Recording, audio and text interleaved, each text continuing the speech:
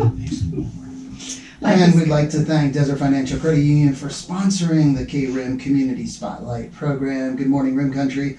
Chris Higgins in the studio. Hope you're having a great Thursday morning. I had to think about it. I know. What day it was I here. know, right? But yes, it is Thursday. It is Friday Eve, so we're almost there. End of the week. And again, hope your morning is going great. This morning in the studio, we have Payson Unified School District Superintendent Linda Gibson. Good morning, Linda. Good morning, Chris. Thanks for having us in. We appreciate being on the radio. Oh, you are so welcome. And I was just telling you before the program, had a great show a couple days ago on Tuesday. Athletic Director Ryan Sherling in, and he brought a few coaches, a few students, and it was great highlighting the girls soccer program, the volleyball program, and also cross country. Yeah, cross country. So Coach Ball is cross country and track. Yeah, so and track. We get them in the fall and the spring. There we go. I know. So it's always fun to have the school in, whether it's you, teachers, students. It's a lot of fun. Appreciate it very much. Our athletics is definitely on fire with some changes and promotions and just the physical look and appearance of things. Ryan's done a great job of charging forward. He's a quick mover and has quite a vision, and our hope is that we hold on to him so that we can carry out to the end. I know it was, he's in his second year. Yes. And I remember last year, first year, and he came down from Colorado, I believe, right? And larger school district, and so things, in a metropolitan area happening a little bit quicker. Yep. And it was just interesting. It was fun talking with them, and hey, what about this? Hey, we got this. Hey, can you do this? Yes. Hey. And boom, boom, boom, boom, boom. Yes. And he's young. Yeah. And there's that too. There's that component in there too. And it's like, whoa, okay, here we go. Okay. Yes. We can do this and this. I don't know about this. Okay. So it's been great though, working with him. Yes. And I commented yesterday and complimented him on just the support that he shows all of the programs. All the programs. Equally. And puts a lot of effort and time into that position. So it really shows. Definitely does. I'm glad you had him in, and if he's listening or at all, I kind of tease him sometimes, comes out like, slow down, hold your horses just a little bit. We got to get everybody on the wagon so that we can keep moving. Otherwise, you got to circle back and pick them up, kind of thing. So, and kind of joke about that. But his energy and positivity and vision is pretty profound, and you can see changes within our district, really unifying and working with programs equitably. I think is really his focus, so that everybody can achieve to the highest level. And that's really what I think we want, or our vision overall when we talk about where we want to go with Payson Unified School District, is how do we really become unified, truly unified. That's always a challenge, right? Because everybody's at separate locations, and who do you get to know really well, and but at the same time, the efficiency, if we are truly unified in those processes and those activities that we do.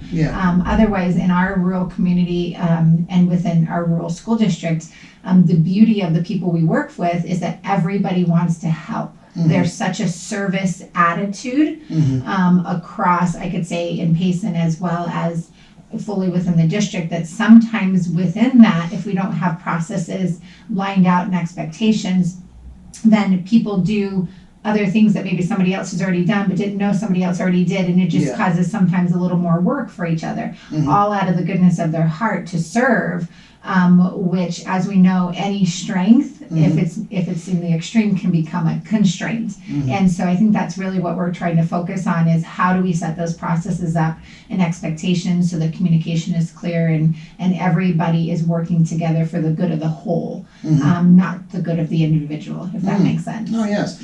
And being unified, I think something that was done, I forget how many years ago now, before you were superintendent, but changing, I guess, the mascots in the schools and making them all Longhorns. So, we had the middle school, the Mavericks, and then we had, some bulldogs. Yes, we did. We had Panthers. We had Panthers, Bulldogs, Mavericks, Longhorns, and Dragons.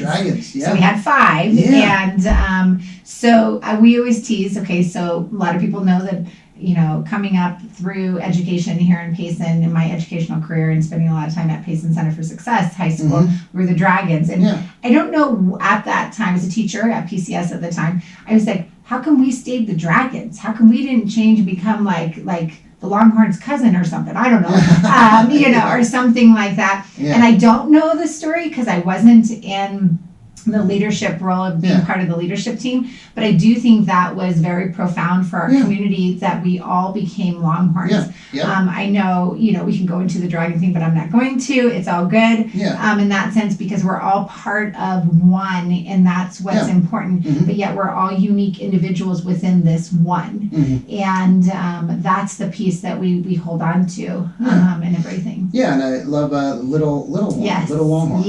Little Longhorns, and I think it does make it more unified. If you're looking at a unified school district, to have and something as simple as the mascots, but you have those children that are like, hey, I'm a Longhorn, I'm a Longhorn, I'm a little Longhorn, and then they just grow up, and then we go into middle school, Longhorn, and then high school, Longhorn, and there it is. As we know, the more we do the same thing, repetition, the more it becomes part of who we are and becomes just part of our trademark and our culture and our character. I know in working with a couple companies in town, marketing-wise, so I have this idea. I'm like, how cool would it be if we had a billboard in Rye that says "Entering Longhorn Country"? As you come out of Rye, and then the billboard that's over by used to be the feed store. I think Bucky's Casino in Prescott has it right now. That says you have now entered Longhorn Country, and some kind of saying or slogan or who we are or how we behave or something tied to that's really what it is, because it's not just Longhorns that you see within the school district. You see it all over our whole community. And it's really a part of who we are. Longhorn Country. Something like that. I mean, kind of all these ideas that spin around in my head and everything. But you speak of little Longhorns, and one of the things was pretty awesome this week about our Westerly preschool program. So we used ESSER funds, so federal funds that came in during COVID relief funds, to open a community preschool program. We owned a building on Westerly Street that previously had been leased from us for Head Start and another preschool program in town. And it had been vacant for about a year. And within that, what we heard from the community is that we didn't have enough resources for preschool age children. Our current preschool program was for special needs strictly only. And so we didn't have that general ed population or a high general ed population to be serviced. And so that's what we were looking forward to open. So we opened Westerly, Little Longhorns Preschool, this school year. And we are about at half capacity, so we're still taking enrollment. We are working closely to also align with DES so that there can be some cost offsets for families who qualify and everything for the preschool program.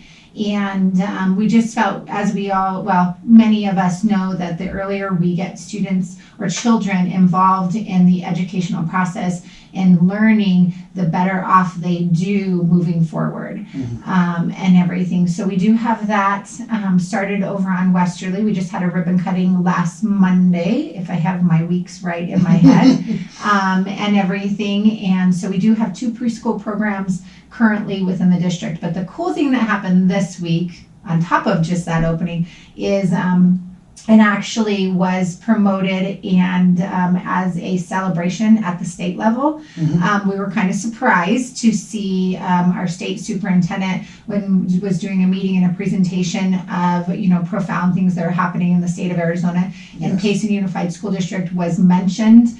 We literally had a slide in her presentation. Didn't know it was happening, and having to do with our use of ESSER federal funds to open a preschool program. So that was pretty cool. So we didn't know, kind of unbeknownst to us, so we kind of used that as a celebration and everything with that. Wow. Yeah. Another thing, I guess, topic that's been discussed here recently that you've been working on or investing in is school security. Yes. As we all know, this last spring hit home pretty hard to all of us with the tragic events in Texas, and right at the end of the school year. And continued into this school year. What we do have, just to share with our community, is that we did start the school year, well, immediately that day of, front doors remained locked during the school day. We've continued that through this school year, and we'll continue on with that. What we do have is we've worked closely with our Payson PD volunteer program, and we have a handful of them. As we all know, sometimes it's hard as a volunteer to make a long-term commitment daily, that are helping us just in the front of our schools when visitors come up and communicating through the doorway. We do not have any buzz-in systems in our school systems right now, meaning that somebody at the front desk could see somebody walking up and go, oh, I'm so-and-so, I'm here to pick up, here's my ID, or here's my this or what, and buzz them in. We have been since the summer with a program, Premise One, who also is working closely with the town of Payson on camera systems. When I say that, what we're looking to implement, it probably won't get fully implemented until the end of the school year, just because of supply issues, as we all know, in that, but we will be putting in a buzz-in system at all of our entries and even some of our key gate areas. Gotcha. So that in the people at the front office, when I say people, our office tech 1s and 2s, to view who's coming up and who's not, have the ability to communicate through the doorway with that person through an intercom system, and to be able to allow them in or not allow them in, whatever it may be, in that sense. And so we're pretty excited about that. I think that's something, probably even 10 years ago, people were looking for, how do we create a buzz-in system at all of our location campuses? For whatever reason, this has been driven a little harder since last spring because of it. We do appreciate the town of Payson working closely with us, Payson Police Department, and trying to work with volunteers. That has come up on several different incidences throughout our community since probably June. I'm going to share with you, we did send notice out to all of our families and also ask them to share with community members, anybody who is interested in being a security volunteer, because we had so few volunteer PD that were able to on a regular basis. We had about 32 individuals reply back and say, yes, I'm interested. We created a form system. Needless to say, we set up a time for onboarding, to go through the volunteer paperwork process, to tour campuses, to kind of set up a schedule. Of those 32, we had 0 who were willing to do it, unfortunately unable or not interested anymore. We put that all together and sent back out, please RSVP, here's what we're doing, here's, once you've completed the volunteer paperwork, we kind of have you tracked in that system there. We didn't get any, like I said, who started the process, so we literally personally called all 32 of those individuals, and unfortunately not one was interested anymore or had circumstances that they couldn't. So we are looking for volunteers. We're always looking for volunteers in the district. There is a volunteer process to apply. It's on our website, pusd10.org. If you go to job openings, you'll see there's a volunteer link. It's fairly simple to apply, and there's not a lengthy onboarding process, but we are looking for individuals who are willing to give time. One, just really to be standing outside in front of school areas is just another set of eyes and ears, and to welcome people in, to the school, and kind of helping them as they come up if they don't know our processes coming into front offices and everything. So I share that as an encouragement. If you're interested, please go to our website and we'd be happy to onboard you as a volunteer in any way, or a substitute teacher. We'll take those too, by all means. And the more the merrier. And we're doing pretty good this year, however, compared to the last 2 years. But we can always use substitute teachers. Gotcha. And the website is pusd10.org. So that's where you can go to volunteer. Yeah, or volunteer, apply for a job, you name it and everything. All right. Yeah. Something else that recently occurred was a PUSD governing board candidate forum, and I know you wanted to thank. I do. Yes, thank you for bringing that up. And it came to my mind with our ribbon cutting. First and foremost, I want to thank the Payson Rim Country Chamber and Maya Crespin for her interest and willingness to be the moderator for the forum in there, and our 5 candidates for their time. I know that's very hard to stand on stage. I know when I did with the superintendent, I was like, oh, wow. Not sure I ever want to do that again.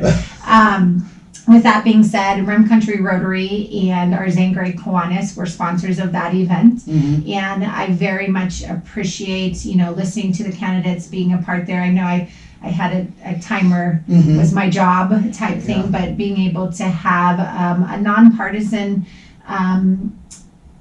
forum. And so I do appreciate our service organizations and the chamber for being a part of that and facilitating that for the community and everything. So thank you very much to them if they're listening. Yeah, well, Maya is watching. She's watching, and she commented, she said, Linda Gibson is a stellar part of our community. Thank you for hugs to you, air hugs. Thanks, Maya.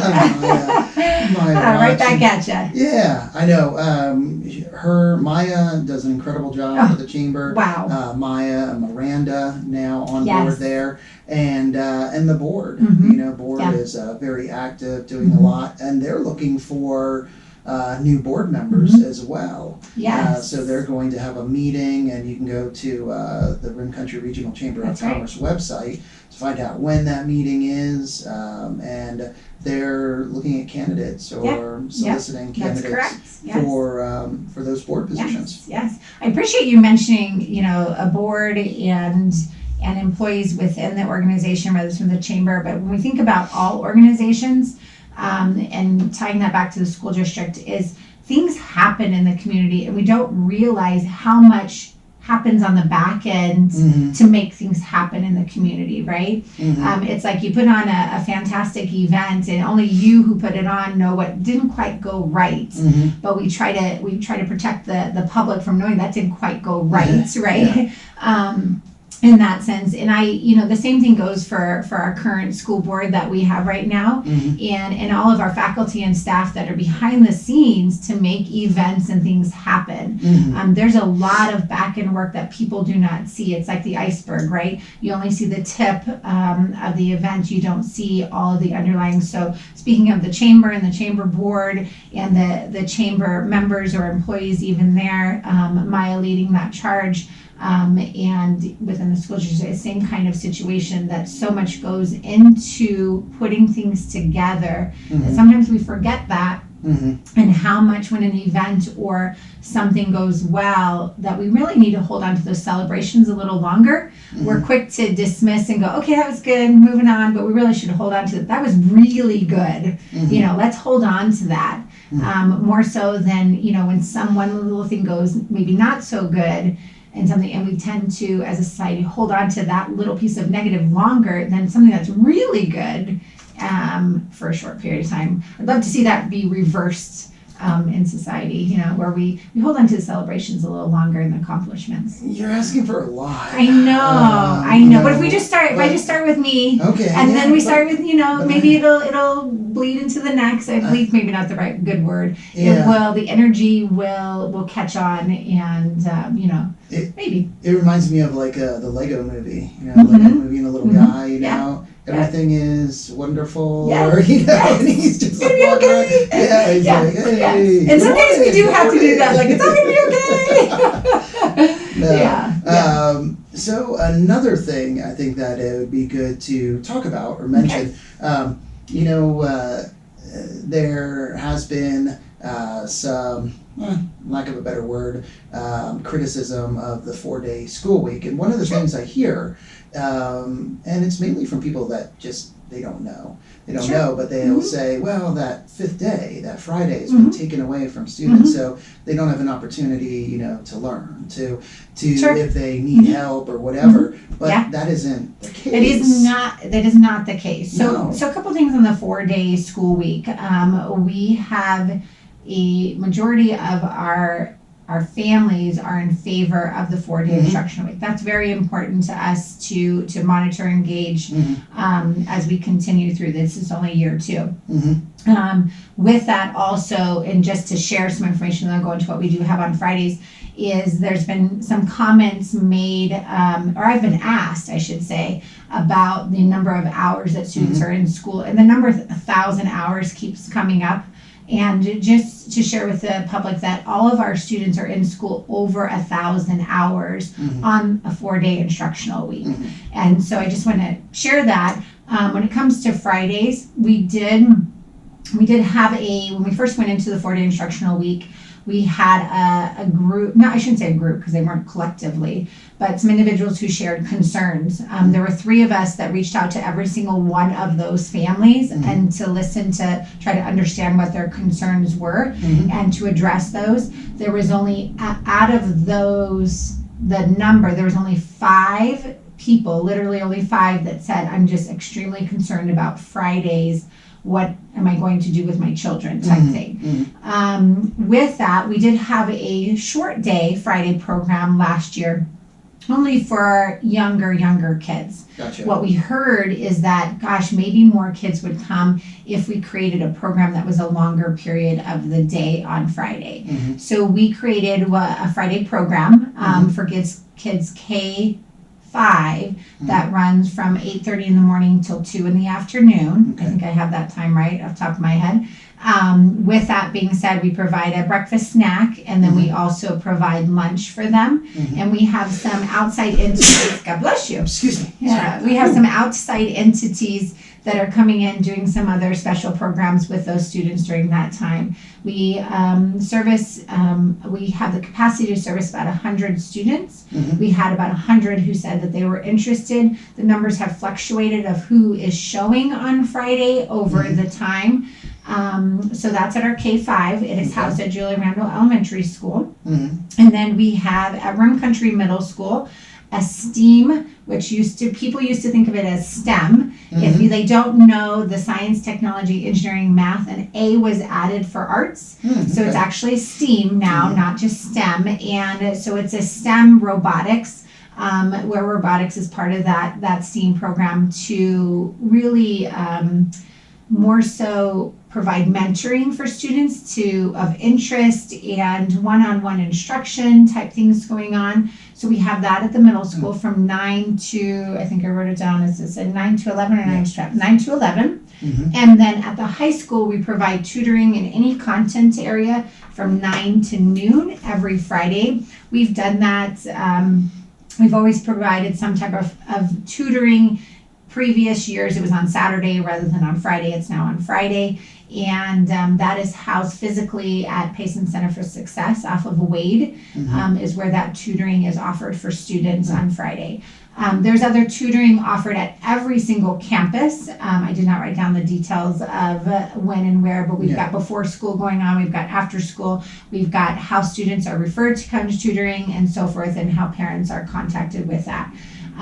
So we do have those programs going. We will reevaluate based on the cost and the effectiveness of how many students we reached.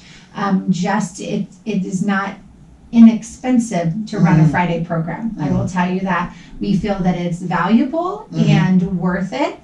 But of course, every year, we're not always guaranteed what budget we have every year. So those types of things are always reevaluated each year based on how many we've served, the need, and so forth. Gotcha. So there are those opportunities Absolutely. Available for students if they need that or if they want to. Yes. Just want to participate. I know also from a teacher's aspect, we have our Longhorn Spotlight the second and fourth Friday of every month. So our Community Spotlight becomes our Longhorn Spotlight program, and we have in different CTE programs, sports programs, and the last program we had in was the autos program. So the instructor, Sam came in? yes, Yeah, and Sam great. was saying he was 16 years down at Antelope High School, Correct. just southeast, I think, of Yuma or west. Yeah, southeast. Like you can't go I think southwest. so. Yeah, But I can't say because my husband and I argued over northeast and south and west last night, so I'll stay out of that. It is southeast because if you go west, then you're in another state. So you're in California. Okay. So Yes. it is southeast, I believe, of Yuma. But he said that was one of the factors that drew him to Payson. Yes, it was a 4-day. That 4-day week. So that's just kind of a reality and how it is for teachers as well. Yeah, the interesting thing, which I've kind of found this a little like eye-opening, we researched, and I'll share that piece, but let me share this. We researched, we looked up school districts in the state of Arizona who were on a 4-day instructional week and literally spread the wealth. I think there was about 6 of us who took on X number of schools to ask an array of approximately 30 questions, and it kind of led into maybe even more of why they chose to go this way or what works, what didn't work, and so forth, to gather that information before proposing this concept or this idea. Since we've been in a 4-day week, I've actually had 3 superintendents from other school districts in the state who've reached out to said, talk to me about how you went about putting this into practice, or or I shouldn't say putting it into practice because it's not me putting it into practice, but gathering the information to provide a recommendation to the board. That's interesting to me because I think that there's a value of whether it's teacher recruitment, because we are in a major teacher shortage, right, across the country, let's say, or not let's say, the fact, as well as just people slowing down a little bit, where we try to put so much. One of the things, we say is, somebody will say, well, you're so busy. Everybody is so busy. How do we start to put back, that time with family, that time with friends that we lost for 2 years, really, much less time to do anything. And there's value in that, to reconnect, to refocus, recharge, to be able to come back and be able to give a true 100%. As many of us know, teachers do not work an 8-hour or a 9-hour or a 10-hour day. And teachers put a lot more time and effort into students than what we do if we work for a private entity. And I don't mean to discredit any private entity by any means, but the time to create bulletin boards, the time to create assignments, the time to create lessons, the time to replan. Just because you plan a lesson doesn't mean it goes 100% well and you reach everybody. There's reteach constantly and reevaluating the lesson you did yesterday to create the lesson today. It'd be lovely if you think you could plan out lessons for a whole quarter. Good luck with that. In that sense, because we're dealing with minds, with each individual. We're not dealing with creating a product. What we're dealing with is helping students be critical thinkers and think for themselves, question, right? And find their direction, their purpose, their passion, their desire, so that they can do and believe in themselves to do more for the benefit of everybody. And there's a lot of heart that goes into that. I know all of us can think of teachers who made an impact in our life. And what was it? It wasn't the lesson we taught in the day. It might have been just the one phrase that they said, or the one, you can do this. And however that teacher said it or did it to us, that stuck with us or made an impact, was very powerful. And I think as teachers and educators is believing in the system and as we know, in across the country, there's a lot of disbelief and distrust within lots of organizations and entity. And I don't know the why really behind that, but I welcome anybody who really wants to know what's going on in schools in Payson Unified School District. Doesn't have to be announced. I'm happy to walk people through, have a chance to really observe what's happening in classes and what do things look like. And I encourage people to come see rather than doubt, to find out the facts and ask questions. I used to say that often about PCS. When people said, "Oh, this place," I'm like, have they ever been here? If they've never been here, I ask you to question what they're saying if it's negative. Yes. In that sense, and because I think everybody is really giving their best and for the sake of kids and wanting to connect with kids to better their lives and their futures. And it was also interesting, the response, because I asked the two students that were in, Talon and Aiden, and they both said, and they're sophomores, and they said, yeah, we love it because we're able to work and also have more time with family. Yes. And both of them said that. Both of them are employed at businesses here in town, so they're able to work on that day, or if there's a family event or something going on with their family, they have the time for that. So they were both very happy with that. And it led to a discussion after the program, which I thought was interesting, is how many businesses wouldn't be able to operate if there weren't young people in this community working at those businesses. I can think of a few that me too. And I know our business, we wouldn't have had our business, Scoots, without young people. We had during the summer 15 young people that were working for us. There was no way. No way we would have been open. And I can think of others that have anywhere from 10 to 30 plus young people that work at the business. So, and it was something that Sam commented on. He was very impressed with the young people in the community so far. He's been here a couple years now, and he said, the youth, the students that he encounters, the young people are just great, and he's very impressed with all that our young people do, their involvement in the community, and their willingness to be active and to do things. And so I think that's very true. It's great for people that recognize that. Yeah, it's so true. I think even, our previous 2 years, the ability for more students to get a job and then coming back to in person, was like, oh, but my job, and it did allow a little more flexibility and freedom for them to be able to sustain both at the same time.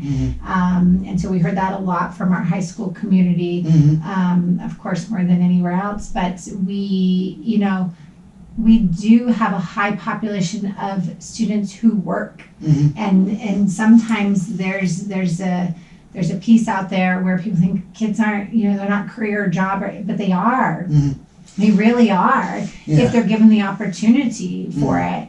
And it's not that they're shunning away from it, it's really that they're gravitating to it. And some of them are starting to see where, gosh, if I stay in this field, this is where I can go with this, or this is financially where it can support me or put me, and where do they want to be within that socioeconomic status, so to speak, right?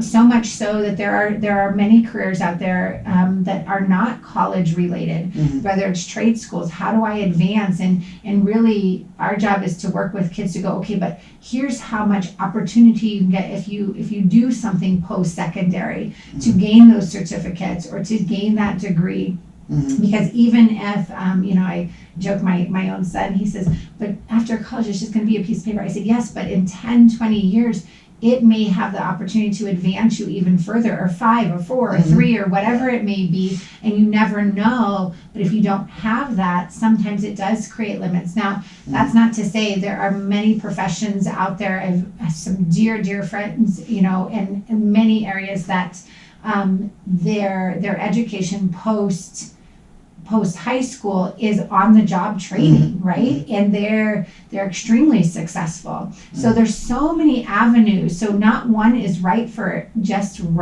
for everybody to go. It's about that diversity and the uniqueness of individuals and where their strengths are. It's not necessarily about always fixing our weaknesses, but how can we use our strengths to better the whole? Well, we could go on and on and on. Yes, we could. I know. I mean, yeah, it's great. I know it's very easy for me, and I know you as well, to talk about our young people in the community. They're so amazing. Great. There are. There's no such thing as a bad kid. All kids are amazing, by all means. Yep.